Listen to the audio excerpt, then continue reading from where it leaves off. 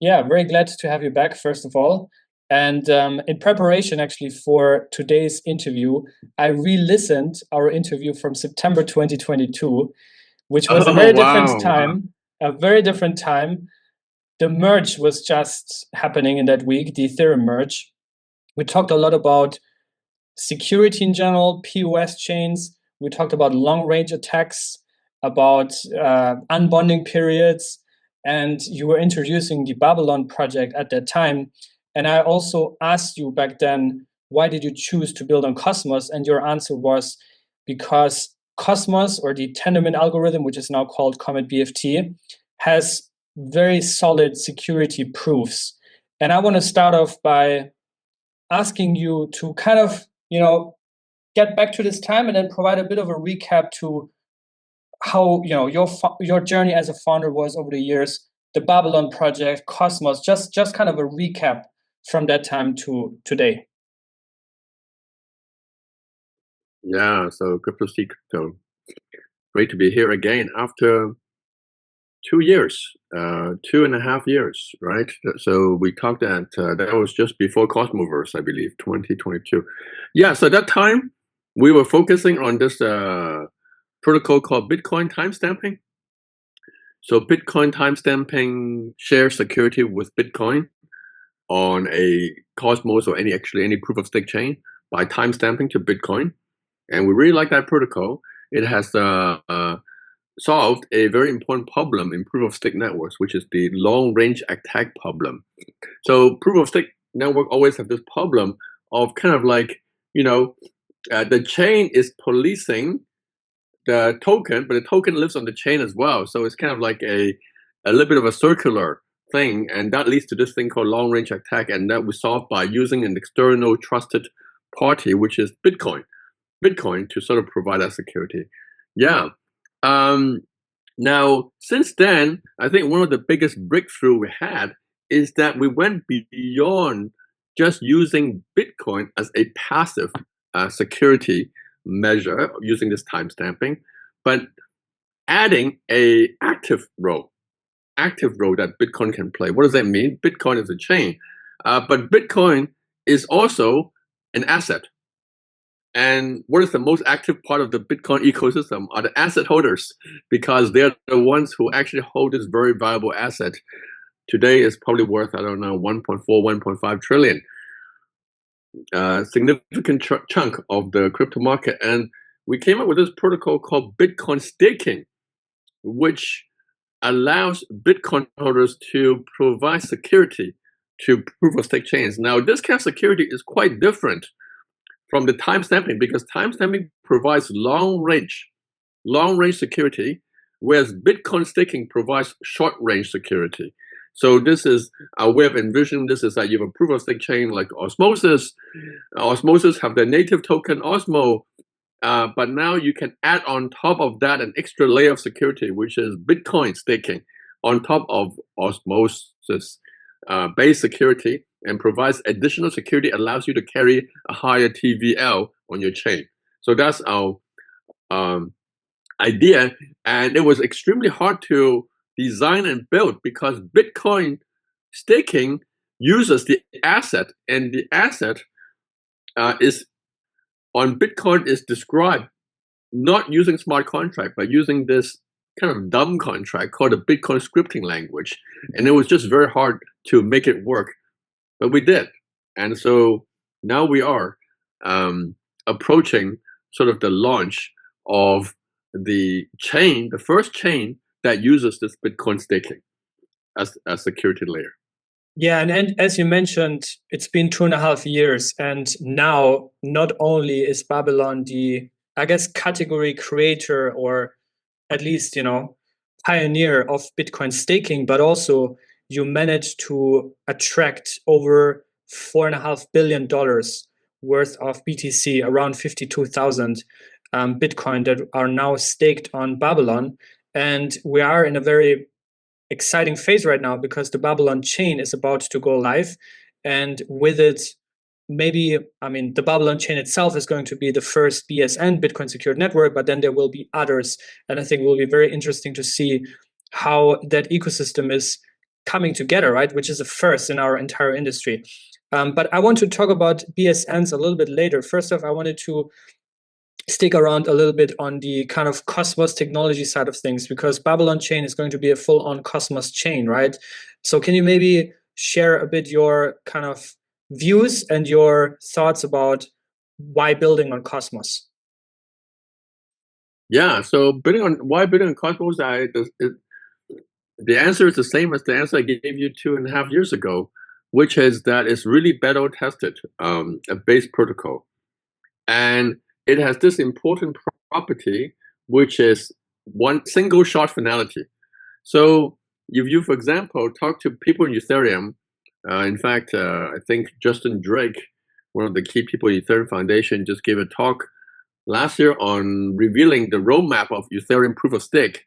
And one of the roadmaps, in fact, the most important part of the roadmap is to have a Ethereum proof of stake with one shot finality, single shot finality, within 5 years. Within 5 years. Okay, guys. Tendermint, or now called already have single shot finality 5 years ago. 5 years ago. So you can see how sort of the advanced Tendermint is. Now, granted, of course, Ethereum size or validator size is much bigger, and so it's a much more technological challenge to build this to that size. So granted that. But the important thing is Ethereum Tendermint is here today, and we're building today, not building in 5 years. So I think that's the important thing.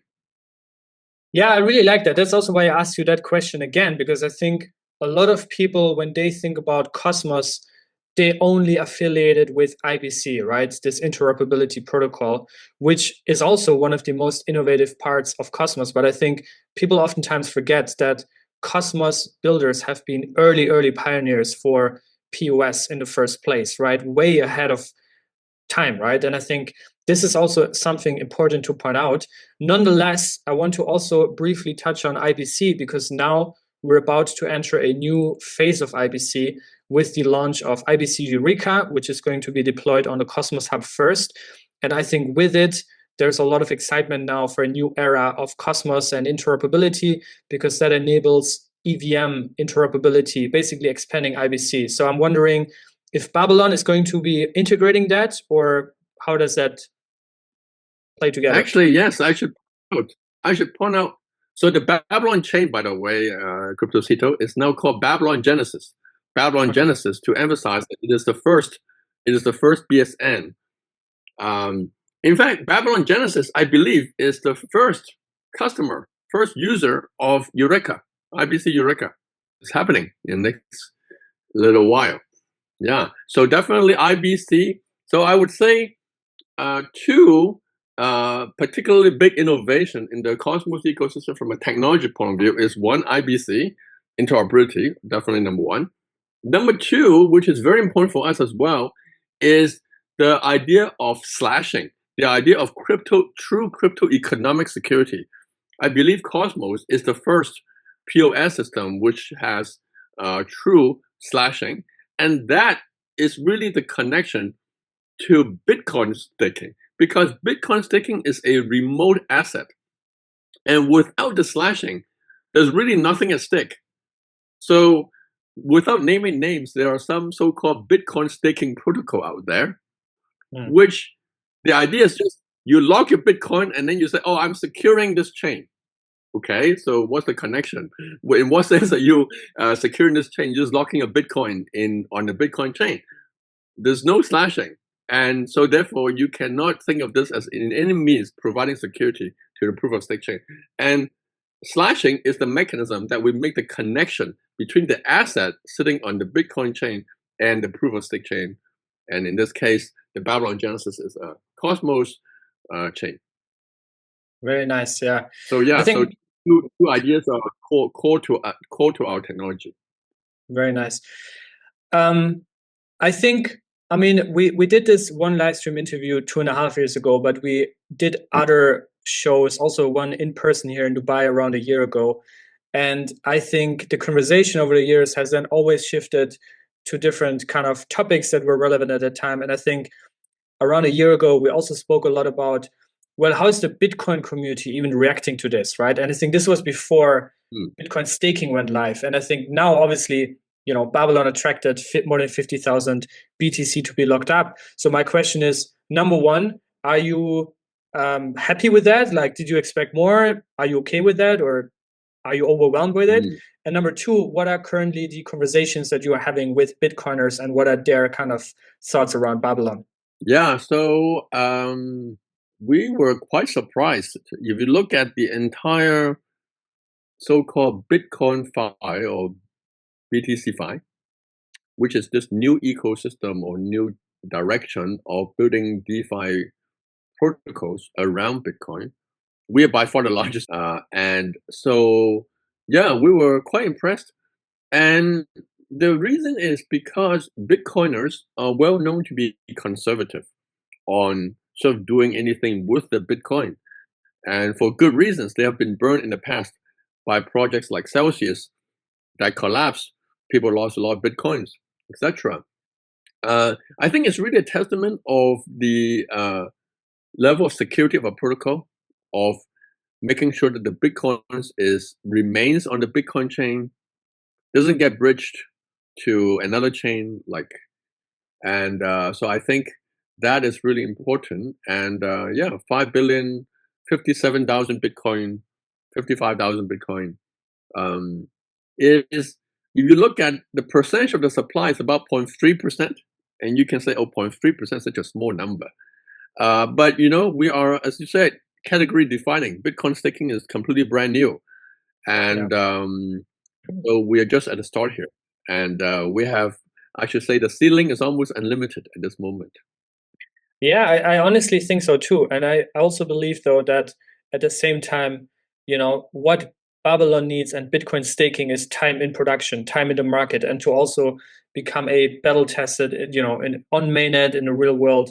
And I think the past 2.5 years have been amazing to see the iteration of the project and how it gained traction and became this category creator for Bitcoin staking. But I think now the next phase is about, solidifying that position and also making sure that everything is running smooth, which basically brings me to the broader go-to-market. We already talked about the mainnet launch that is imminent, IBC Eureka, which might play a role there as well. But I guess one of the most important things to make that whole system succeed is to also attract solid BSN, so-called Bitcoin secured networks. You mentioned osmosis already. I think there's also this deal between, and maybe you can explain that a little bit more, but where they get some sort of allocation, the osmosis, I guess, grants program. I think there's a firm proposal on the osmosis side where they become a BSN, them being osmosis, and also the kind of launch partner for the baby token. So can you maybe talk about that and overall kind of what's in the pipeline for BSNs to launch and what will be the rollout plan for that? Yeah. So yeah, osmosis is a good example. In fact, the governance proposal is being debated right now and voted upon right now. So hey, anyone listen to the program, please go and vote. Actually, very interestingly, we started this project, early on with an osmosis governance proposal as well. I don't know if I mentioned it in the program, but about 2 years ago, we had another governance proposal, totally different one, on time stamping, on the quick unbonding that you mentioned. So that was the beginning of our journey, and now we are sort of coming full circle just before the launch of the Bitcoin staking chain. So I think osmosis is a good example because I want to illustrate one thing here, right? Which is that now security is something hidden, okay? Honestly, security is not like the most sexy product out there. Why? Because people never worry about security until they hack. So selling security product, our experience, and also the experience of many people, is hard. It's just hard because you have to convince people to pay you for something that has not happened yet. Okay? Now, so our go-to-market, a very important part of our go-to-market is that the thinking is, hey, why do you need security anyway? If there's nothing happening on your chain, then you can have all the security in the world, but it's useless. It's like you have nothing valuable in your house, and yet you have many, many layers of armed guards around your house. What's the point? No point, okay? So our point, though, is that the security should go hand in hand with the economic activity, okay? Economic activity. And how do we do that?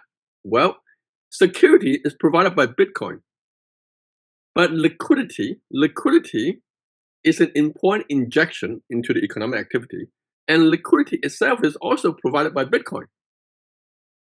So one thing that emerged in the Babylon ecosystem are these liquid staking protocols. There are now about 8 to 10 of them, including projects like Lombard, Solve BTC, etc. These are all providing liquidity. And the attraction of a project like Osmosis to become a BSN is not only they can get security, they can also get this liquidity. And in fact, the economics of the proposal, if you look at it, is basically the fees they get by in swapping these assets, that the fees part of that will go towards the staker. And so now you complete a full cycle, because the economic activities it brings in will provide the fees that covers the security. And I think that Osmosis is a very good example of that. We're not only providing security, we're also providing economic activity through Bitcoin liquidity. Are there already other BSNs that are like publicly announced, or some that you can mention already? And are some of them also like outside of Cosmos, or are these mostly new ideas, or what's the landscape there? Yeah, so we have a few that we I think talked about in public already, like Bob. So Bob is a layer 2 on Bitcoin and Ethereum, and they will be launching as a partner in probably so-called phase 3. So right now we're phase 1. Phase 2 is the Babylon Genesis launch. Phase 3 are the other BSN's launch. Bob is one of the partner. Corn is also another partner at layer 2. Osmosis is going through a governance proposal right now. Hopefully it will pass. If they will pass, they'll become a launch partner as well. Yes, we have a few others that are in the pipeline, and we have some actually quite significant ones that we will announce very shortly. So I will just leave it as a sort of a teaser here. Yes, you will know this project when we announce it. Yes. Nice. I mean, we're doing like 3 to 5 videos a week here on the channel, so or at least getting back to those levels. So we'll definitely cover that when the news come out. I'm also wondering. So I think phase 2 is probably one of the most important ones to also set the foundation then for phase 3 and to attract those quality BSNs.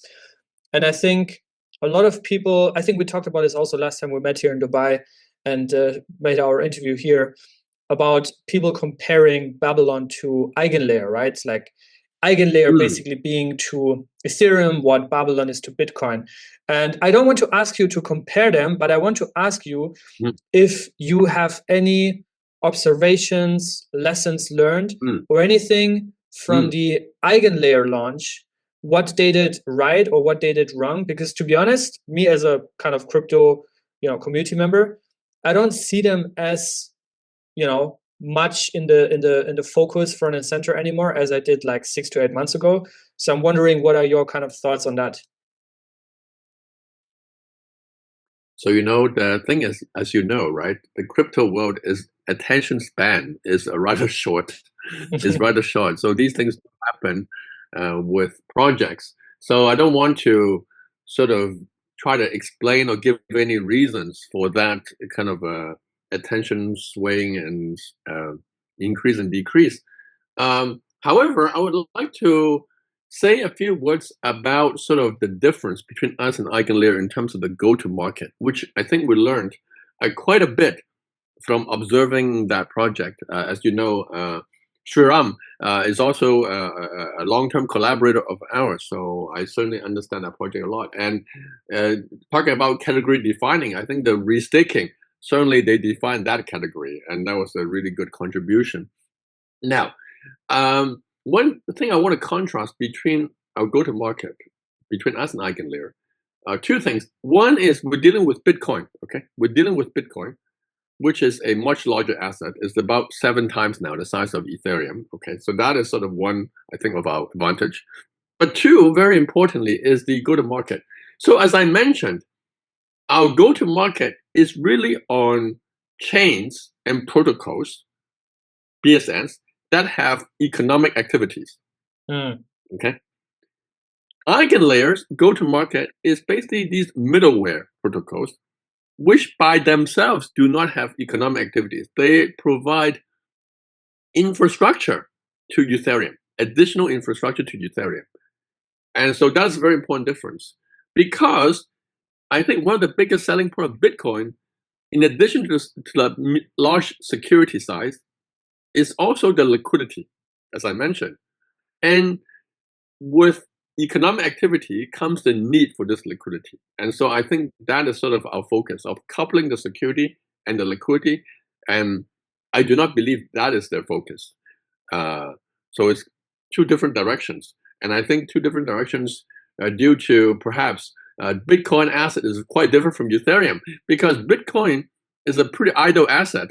And so allowing people to use it as a liquidity injection on other economy is important. And I think that's the difference between us and Eigenlayer, basically due to the difference between Bitcoin and ETH. Yeah, true. And I also think that, Bitcoin being a proof of work chain, which is probably never going to change, versus Ethereum that did the migration, and ETH as an asset is also now productive by just staking it or liquid staking it or whatever. I think that's also a major difference, versus Babylon is now for the very first time unlocking the value of Bitcoin and turning BTC into a productive asset on chain, right? So I think that is very, very exciting.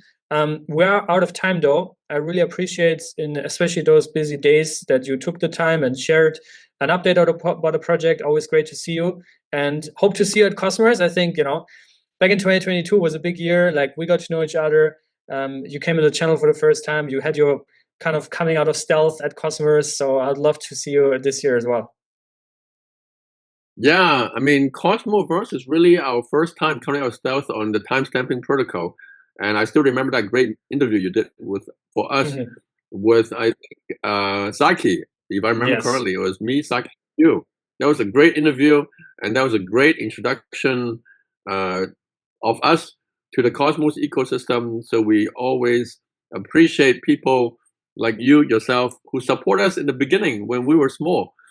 And so thank you so much. Really appreciate Likewise. that. And definitely hope to see you in this year's Cosmoverse. Yes. Nice. One final question. Is there any call to action, anything to the Cosmos community specifically, like that, might be relevant for the next couple of weeks or months when it comes to supporting or getting involved in Babylon?